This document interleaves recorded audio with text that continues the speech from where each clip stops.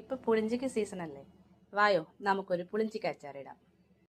നന്നായി കഴുകിയ പുളിഞ്ചിക്ക 4ആയി കീറി വെളുത്തുള്ളിയും പച്ചമുളകും കറിവേപ്പിലയും ആവശ്യത്തിന് എടുക്കുക.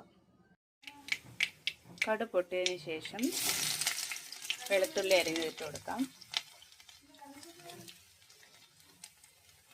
കറിവേപ്പില ഇട്ട് കൊടുക്കാം.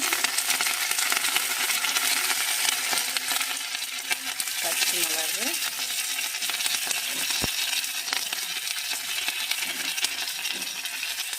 നന്നായി മൂത്തതിന് ശേഷം ഫ്ലെയിം കുറച്ച് വെച്ചിട്ട് അതിലേക്ക് പൊടികളിട്ട് കൊടുക്കാം.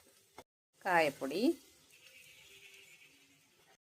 ഒരു പിഞ്ച് ഉലുവ, ആവശ്യമായിട്ടുള്ള മുളക് പൊടി, ആവശ്യത്തിന് ഉപ്പിട്ട് കൊടുക്കുക.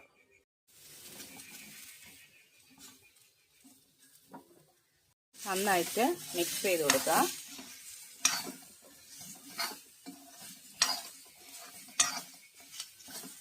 വെള്ളമൊന്നും ചേർത്ത് കൊടുക്കണ്ട, ഇതിനാവശ്യത്തിനുള്ള വെള്ളം ഇതിൽ നിന്ന് തന്നെ വരും.